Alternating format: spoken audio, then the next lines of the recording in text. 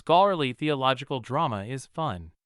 Sadly, I spend my time at the end of the theological reflecting pool that generally doesn't have a lot of drama. Every so often James White or Frank Turek will say something that gets to Trinity Radio or Inspiring Philosophy, or someone from Ligonier Ministries will manage to say something controversial enough to be on the outside for a month or two.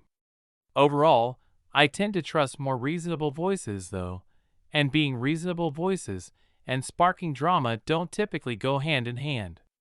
Sure, Michael Jones from Inspiring Philosophy has a minority position on a minority position regarding the Exodus, but he's pretty clear that he knows it's a minority, and if you disagree he's fine with it. And Leighton Flowers and Chris Day do their best to be controversial voices in the anti-Calvinist circles and anti-eternal conscious torment circles respectively. But they're generally far too reasonable to actually be controversial. Recent events not being representative. So I've been having a grand old time lately. There's a whole controversy going on Dub Ballgate where someone said Calvinists that believe in infant damnation are like ball worshippers that sacrifice their babies, and all the Calvinists blew up this corner of YouTube being offended. I'm not Calvinist. As an amateur Bible translator, my enemies have always been King James onlyists. Rarely have the words, "Sean, why are you being so nice to the King James onlyist?" been uttered. I have been caught in a few very riveting discussions trying to determine if being a King James onlyist implies that someone is actually an NPC and therefore not really a moral agent. Not all King James onlyists are Calvinists, and not all Calvinists are King James onlyists, but they do tend to cluster together, and I have to admit, I get a little bit of a giddy feeling when I think that some of the people caught in the crossfire of Ballgate might be King James onlyists. So when people in my favorite corner of YouTube start saying that they think it's time to move on, it does my heart good to see them not move on. I'm not a Calvinist, but my personal position on infant damnation isn't entirely incompatible with the Calvinist view on the subject. A little bit out of step, but not entirely incompatible. So I probably should be on the side being offended. But to the degree it's true, it's true. Zach Miller of What Your Pastor Didn't Tell You, in my opinion, has the best explanation of what exactly is meant here. So I don't see the point in being offended. I tend to come at it more from the angle that God will do what's right, and will know what's right. But in this life, we don't have the kind of data that we wish we did to determine whether that's damnation or salvation for any particular infant, including my own. But I also don't think we have enough information in this life to say for sure whether any particular adult will find salvation or damnation waiting for them either. So that's more of a general statement regarding our ignorance rather than a dogmatic opinion on anything. The problem with spending this much time in a corner of YouTube that's not usually flooded with controversy is that it isn't really well adapted to addressing more than one controversy at a time though.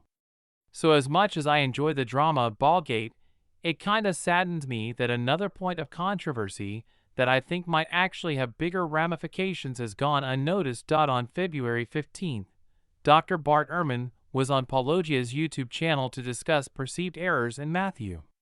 Some of the clips that Dr. Ehrman responded to came from a video on Inspiring Philosophy, Michael Jones's YouTube channel. On February 27th, Inspiring Philosophy did a live stream reacting to Dr. Ehrman's reaction to his own videos. This was then followed up by Dr. Kip Davis in a live stream on March 6 titled, "Isn't It About Time? Inspiring Philosophy Learned Greek." That is kind of the stream I'm responding to.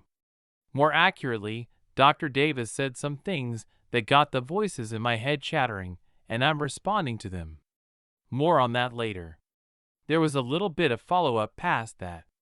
On March 11th, Dr. Ehrman was on the Myth Vision podcast to clarify his position on the passage. Then finally on March 14th, Inspiring Philosophy did a live stream responding to the Myth Vision podcast. I have to budget my time, and my experience with Dr. Davis has been that he's not very good at responses. That's not to take away from the skills that he has. I love listening to his Reading Hebrew videos. He has a knack for languages that I envy, but his responses to others always seem to miss the mark. As often as not, when Dr. Davis finishes his response to someone, I end up thinking of the scene in Zootopia where Nick tells Judy, "If you want to look smart, answer their question with your own question, and then answer that question." Far too often, I don't feel like Dr. Davis is actually engaging the question or concern of the person he's addressing. The first few times I saw it, I thought it had to be on purpose, but as I watched closer, it was too consistent and too frequent to be planned. There was a consistency to it that feels familiar. I'm hardly the right one to complain about that, though. Dr. Davis and I may have a bit in common in this regard. I have a whole host of thoughts that circle in the back of my head constantly. Most often, the filter that I hear the world through is a chaotic mess. It's one of the big reasons I blog. When asked why I blog, I say, it quiets the voices, but they're not really distinct enough to be voices. More like a constant stream of images and thoughts. It's my superpower because I end up seeing things differently and from more angles than others, but it's also my kryptonite because I can easily miss what's right in front of me and obvious to everyone else. Blogging allows me to bring these thoughts more into focus, like playing fetch with an overactive puppy. My thoughts bounce all over the place and knock over all the furniture, and I can't stop them. But if I can find a ball that's fun enough to get them to chase it, I can at least take them to the park and have some semblance of control over what direction they're running in. So I want to be clear that I'm not criticizing Dr. Davis for this, simply explaining why I was originally appointed to skip the whole conversation and why I then changed my mind. Take this reply as a prime example of my own scattered approach. Dr. Davis's primary concern is that he thinks that Michael Jones should learn Greek. I kinda agree with Dr. Davis that Michael Jones should learn Greek. Everyone should learn at least a little Hebrew and Greek. But I don't appreciate the elitist, "Only someone that knows Greek can know what's going on here" attitude. Dr. Davis knows Greek, but somewhere along the line, he seems to have forgotten how simple reading in any language works. Because of my general concerns with Dr. Davis's approach, I didn't watch Dr. Davis's stream when it first came out on March 6th. I didn't need to watch an hour or more of stream to agree that more people should learn Greek. Then it was referenced a few times in the Reading Hebrew stream on March 7th, which I didn't get around to until the 11th, because I was elbow deep in proofreading my Masoretic Matthew defense documents. The things that Dr. Davis and Dr. Bowen were saying in regard to learning Hebrew or Greek didn't make a lot of sense to me, so I made some time to listen to the previous stream. I added the previous video to my watch later list, and finally got around to it March 21st. Now I understand why they weren't making sense. They were talking about something nonsensical. Okay, that's probably a little unfair. I'm sure it makes sense to them. Dr. Davis probably just got high-centered on an idea and forgot which tools to apply when regarding the problem he's addressing. This is something that happens to the best of us. I love finding wordplays and puns in my original language studies and thinking about intelligent ways to translate them. But I have to remind myself that I would never personally publish a translation like that. I might buy one that did it for personal reference, but more often than not it's the wrong tool for understanding what the text is saying and the right tool for recognizing the intelligence of the author. I'm sorry, Dr. Heiser, but I don't think snakes are brass or spirit beings, and being naked isn't usually the smart thing to do. All discussions for another day. And before I go too much further, I would like to address the elephant-sized popularity in the room, Dr. Ehrman. As a huge fan of nuance, I can't help but be drawn to Dr. Ehrman's approach. As someone with enemies in the fundamentalist camp, there's a lot of King James onlyists there.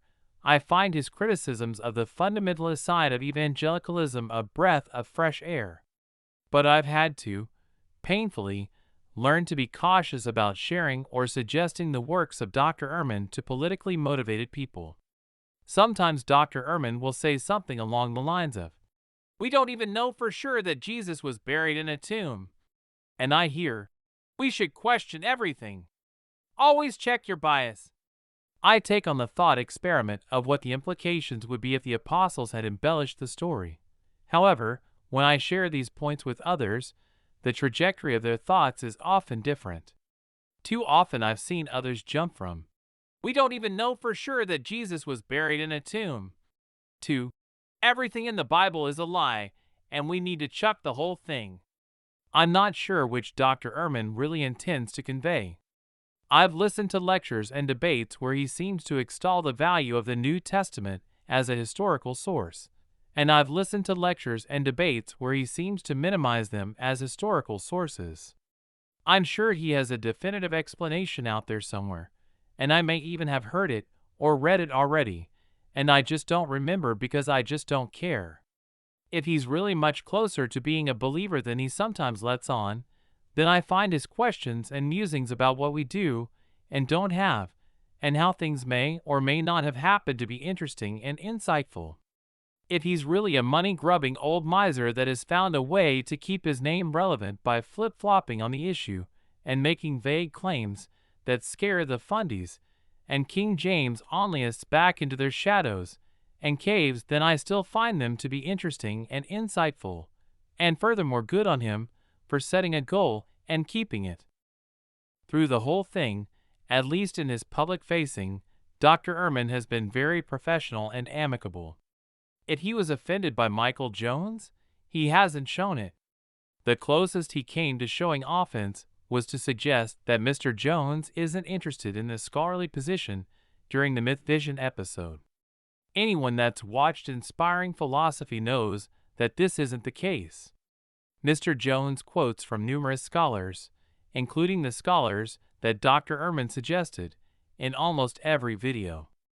Mr. Jones is normally slow to publicly adopt a view that has a minority or fringe following in the scholarship and or tradition, his view on the Exodus being the only exception I'm aware of. But Dr. Ehrman doesn't strike me as the sort that watches a lot of YouTube, and the clips he was shown cut out all the sources that Mr. Jones quoted from. I can totally see how, given the clips he was shown, Dr. Ehrman could get a wrong impression of Mr. Jones. And if Dr. Ehrman were really offended by being called woefully ignorant on the issue, he kinda deserves to be.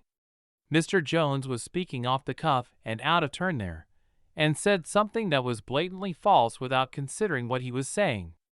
Mr. Jones has even gone on to say that he was wrong to say that in his March 14th. But Mr. Jones's response was also in response to Dr. Ehrman saying something as though Mr. Jones was explicitly wrong even though Mr. Jones wasn't. Dr. Ehrman was speaking off the cuff without giving it consideration, so I hope and believe that in a world where he's exposed to the whole exchange, Dr. Ehrman will be just as contrite about his initial dismissal of Mr. Jones as Mr. Jones was in his March 14th stream. He's gone on to double-check the research in the area and correct his impressions. As you can see on the Myth Vision episode. I understand not keeping all of it in your head at all times. I once had someone quote something to me, and when I told them I was looking for the original source to that quote, they were surprised, because they had gotten to the original source from that quote from a link on my blog. I just hadn't thought about it in a while, and had forgotten that I'd already researched that. I don't expect anyone to get everything right the first time off the cuff without preparation. The passage that is being addressed is Matthew 21 verse 7. And brought the ass and the colt, and put on them their clothes, and they set him thereon. King James Version, in the Greek, the text for, and put on them their clothes, and they set him thereon, is, Και επέθηκαν επάνω αυτών τα ημάτια αυτών, και επεκάθισαν επάνω αυτών. This parallels Mark 11 verse 7, where the parallel Greek is. Και επέβαλον αυτό τα ημάτια αυτών, και εκάθισαν επ' αυτό. Dr. Ehrman was bothered by this text because of the image of Jesus riding two animals like a circus act. Michael Jones points to scholars that suggest that the second Αυτόν. here refers to the clothes, not the animals. So according to the scholars Mr. Jones is following, it's an image of the baby following the mother. The baby has some clothes on it, and Jesus is on top of the clothes that are on top of the mother. I'm not really going to weigh heavily into this except to say that I don't see a strong reason to prefer either in the language or the grammar. The reading that Dr. Ehrman saw in the text is, to my understanding, a perfectly valid way to read the text, and the way that Michael Jones reads the text is also a perfectly valid way to read the text, and which a particular person got out of a cold reading with no prior input is going to tell us more about how that person reads than the text, which brings us around to how Dr. Davis is reading this text. Dr. Davis notices that this text is parallel to a section in Matthew's source text, Mark. So to show Matthew and Mark's text side by side. Και επέθηκαν επάνω αυτόν τα ημάτια αυτών, και επεκάθισεν επάνω αυτών, και επέβαλον αυτό τα ημάτια αυτών, και εκάθισεν επ' αυτό. Dr. Davis correctly notes that there are similarities, and in particular Matthew and Mark start their last phase with Και εκάθισεν. and then end with a pronoun. In Matthew, the pronoun is plural, and in Mark the pronoun is singular. Dr. Davis also correctly notes that in Mark's account, there's only one beast of burden. The colt is mentioned, but not the donkey. Clothes is plural, and can't be the reference of the pronoun in Mark. This brings Dr. Davis to the conclusion that the plural pronoun in Matthew has to be the animals, since the corresponding singular pronoun in Mark is referencing the animal. Through the whole thing, at least in his public facing, Dr. Ehrman has been very professional and amicable. If he was offended by Michael Jones, he hasn't shown it. The closest he came to showing offense was to suggest that Mr. Jones isn't interested in the scholarly position during the Myth Vision episode. Anyone that's watched Inspiring Philosophy knows that this isn't the case. Mr. Jones quotes from numerous scholars, including the scholars that Dr. Ehrman suggested, in almost every video. Mr. Jones is normally slow to publicly adopt a view that has a minority or fringe following in the scholarship and or tradition, his view on the Exodus being the only exception I'm aware of. But Dr. Ehrman doesn't strike me as the sort that watches a lot of YouTube, and the clips he was shown cut out all the sources that Mr. Jones quoted from. I can totally see how, given the clips he was shown, Dr. Ehrman could get a wrong impression of Mr. Jones. And if Dr. Ehrman were really offended by being called woefully ignorant on the issue, he kinda deserves to be.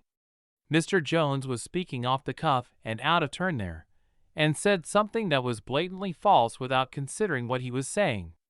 Mr. Jones has even gone on to say that he was wrong to say that in his March 14th. But Mr. Jones's response was also in response to Dr. Ehrman saying something as though Mr. Jones was explicitly wrong even though Mr. Jones wasn't. Dr. Ehrman was speaking off the cuff without giving it consideration, so I hope and believe that in a world where he's exposed to the whole exchange, Dr. Ehrman will be just as contrite about his initial dismissal of Mr. Jones as Mr. Jones was in his March 14th stream. He's gone on to double-check the research in the area and correct his impressions. As you can see on the Myth Vision episode. I understand not keeping all of it in your head at all times. I once had someone quote something to me, and when I told them I was looking for the original source to that quote, they were surprised, because they had gotten to the original source from that quote from a link on my blog. I just hadn't thought about it in a while, and had forgotten that I'd already researched that. I don't expect anyone to get everything right the first time off the cuff without preparation. The passage that is being addressed is Matthew 21 verse 7. And brought the ass and the colt, and put on them their clothes, and they sat him thereon. King James Version, in the Greek, the text for, and put on them their clothes, and they sat him thereon, is, Και επέθηκαν επάνω αυτών τα ημάτια αυτών, και επεκάθισεν επάνω αυτών. This parallels Mark 11 verse 7, where the parallel Greek is. Και επέβαλον αυτό τα ημάτια αυτών, και εκάθισεν επ' αυτό. Dr. Ehrman was bothered by this text because of the image of Jesus riding two animals like a circus act. Michael Jones points to scholars that suggest that the second Αυτόν. here refers to the clothes, not the animals. So according to the scholars Mr. Jones is following, it's an image of the baby following the mother. The baby has some clothes on it, and Jesus is on top of the clothes that are on top of the mother. I'm not really going to weigh heavily into this except to say that I don't see a strong reason to prefer either in the language or the grammar. The reading that Dr. Ehrman saw in the text is, to my understanding, a perfectly valid way to read the text, and the way that Michael Jones reads the text is also a perfectly valid way to read the text, and which a particular person got out of a cold reading with no prior input is going to tell us more about how that person reads than the text, which brings us around to how Dr. Davis is reading this text. Dr. Davis notices that this text is parallel to a section in Matthew's source text, Mark. So to show Matthew and Mark's text side by side. Και επέθηκαν επάνω αυτόν τα ημάτια αυτών, και επεκάθισεν επάνω αυτών, και επέβαλον αυτό τα ημάτια αυτών, και εκάθισεν επ' αυτό. Dr. Davis correctly notes that there are similarities, and in particular Matthew and Mark start their last phase with Και εκάθισεν. and then end with a pronoun. In Matthew, the pronoun is plural, and in Mark the pronoun is singular. Dr. Davis also correctly notes that in Mark's account, there's only one beast of burden. The colt is mentioned, but not the donkey. Clothes is plural, and can't be the reference of the pronoun in Mark. This brings Dr. Davis to the conclusion that the plural pronoun in Matthew has to be the animals, since the corresponding singular pronoun in Mark is referencing the animal. Before I go any further, I need to clarify what I am not saying. Having listened to Dr. Davis a few times in replies, I know all he's going to get from this is that I'm saying inspiring philosophy is right and he's wrong. That's not what I'm saying. The grammar of Matthew is ambiguous. The context in Matthew doesn't help. I'm not picking a side between Michael Jones and Dr. Ehrman on this. Frankly, the first time I read it, I was on Dr. Ehrman's side. The idea that it was the clothing Jesus was sitting on didn't occur to me until I saw it in the Inspiring Philosophy video, but the idea also hadn't ever bothered me enough to look into it in greater detail, either before or since. I still haven't looked up Mr. Jones's sources on this, and I still find Mr. Jones's presentation of this mildly underwhelming. I might be more convinced that this is the correct reading if I had Dr. Ehrman's sense that this is a problem. But I've spent a fair amount of time in Matthew as I've been pulling together my reasons for thinking that Matthew was originally written in Hebrew, and I kind of feel like I've gotten to know him. I feel like he has a subtle bent towards humor, logs and eyes, and treating the Pharisees like children with imaginary funerals and weddings and stuff like that. So I have no problem with the idea that Matthew took a look at the prophecy and then purposely rewrote the portrait of events to make it just a little funnier. And for the funnies in the room, maybe there really were two animals. Or not. I'm not the mathematician in the family, so I'm not sure I'm qualified to count that high anyway. All cards on the table, I would be a little disappointed if Mr. Jones's reading turned out to be the one and only right and true reading full stop. It feels like such a missed opportunity if that were the case, if my read on Matthew's humor is correct.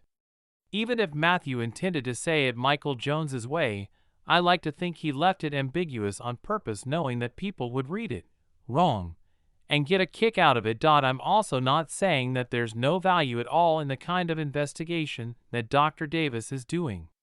The synoptic problem has turned out to be a bigger part of my overall theory that Matthew was written in Hebrew than I originally thought it would be.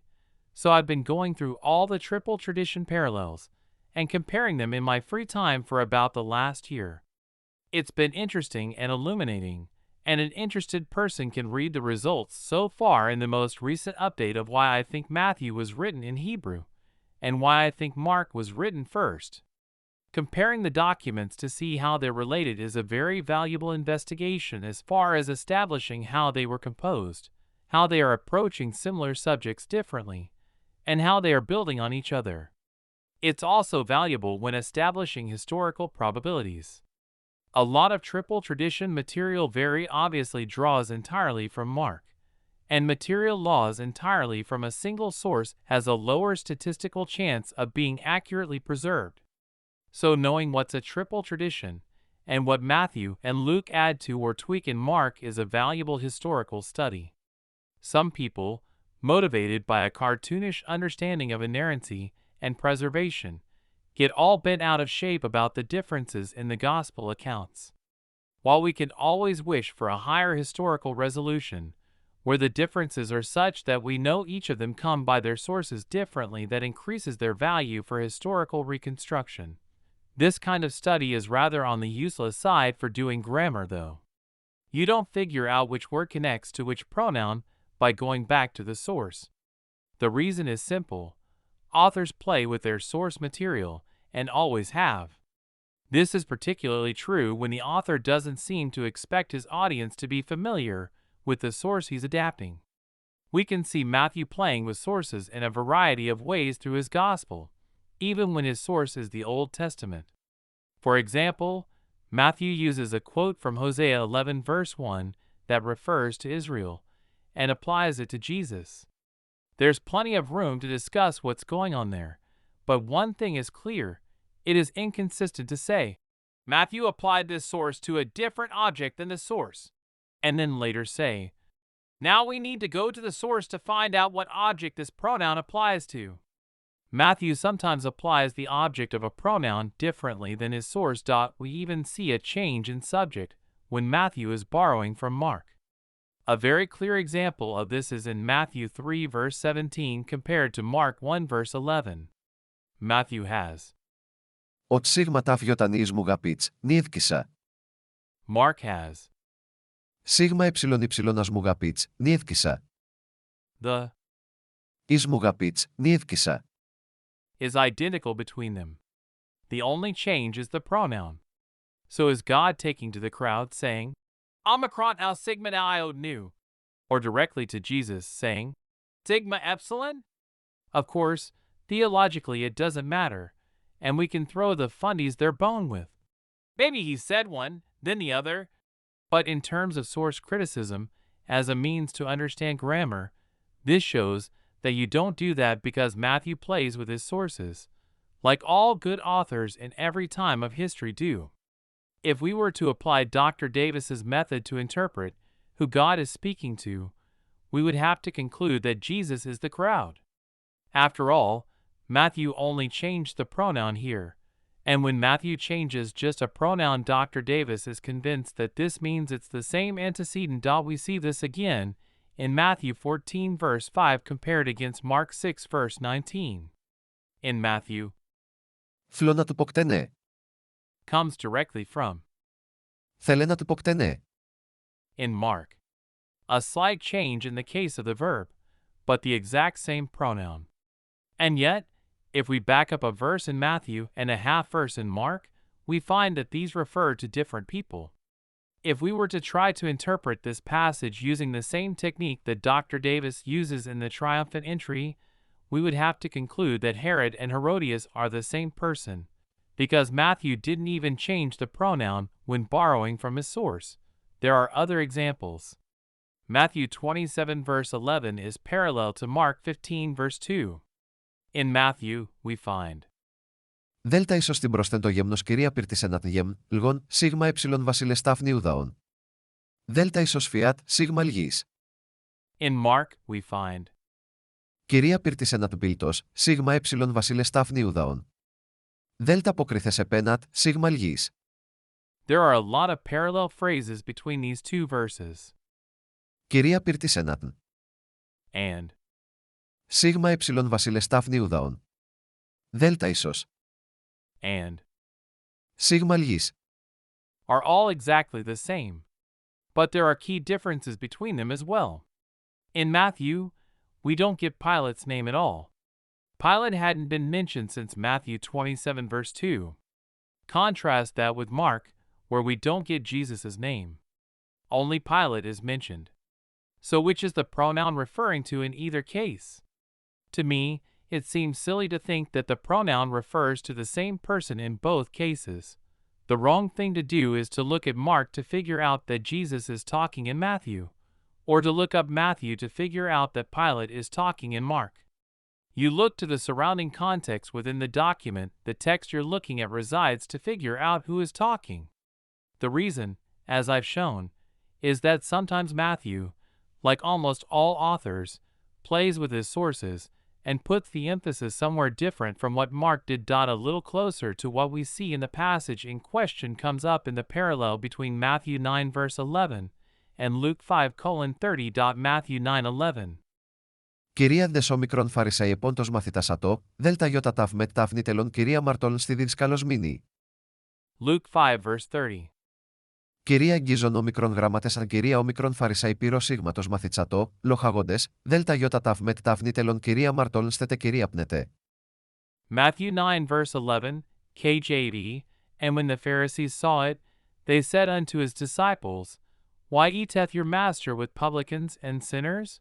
Luke 5:30, KJV, But their scribes and Pharisees murmured against his disciples, saying, Why do ye eat and drink with publicans and sinners? You can easily see that the quote is very close between the two, and it's very likely that the original source for this was the same. So who is questioning the disciples? Is it just the scribes, or is it the scribes and the Pharisees? If we were to apply Dr. Davis's method, it's only the Pharisees. After all, the source seems to just mention the Pharisees. When you compare how Matthew Mark to as Luke uses Mark, we see that Luke is the more likely to paraphrase his sources. So if the way to determine who is referenced is to go back to the source and get the source from there, then the people quoted are the scribes. My problem is the elitist attitude of Dr. Davis. He's offended that someone that doesn't know Greek dared to question someone that does. If the issue had a Greek nuance, something that didn't translate well, I would understand that. What I found most telling about Dr. Davis's presentation on the subject is that he stayed in English translations for his entire presentation. There was no point where he said, Okay, but here we have to switch to Greek because you couldn't see it in English. Third-person pronouns have singular and plural versions in English just like they do in Greek. Even if the nouns in question had a gender difference, that wouldn't have been visible in Greek here, since the plural pronouns are in the genitive case. I'm a nobody from nowhere, but I've gotten a particular bee in my bonnet that has led to spending far too much time comparing parallel traditions. So when I hear someone say something like, It's very important here to look at where Matthew is replacing the pronouns, because the singular pronouns in Mark refer to the animal. When Matthew replaces those pronouns with a plural, all he's doing is making the single change, one animal to two. My knee-jerk reaction is to say, Don't do that. That's not how Matthew uses his sources. That's not how anyone uses their sources. No one has ever thought that grammar works that way. If you want to know what a pronoun is referring to, you look in the text you're reading, not the source it's coming from. Dr. Davis's attitude is, I know something he doesn't, so he must be wrong and I must be smarter. Well, I knew something that Dr. Davis apparently didn't, how Matthew uses his sources. Does this mean I'm smarter than Dr. Davis? No. It might mean I've got a better intuitive sense for how interpretation works in narrative, and what analyzing sources helps with, and what analyzing sources doesn't help with. It definitely means I've spent far too much of my free time the last year or so examining the minutiae of how Matthew uses his sources for a personal passion project. If I hadn't, I would still have been skeptical of Dr. Davis's approach, but I wouldn't have known where to start looking for counterexamples. I'd have silenced those voices by giving them a different problem to complain about, then blog that.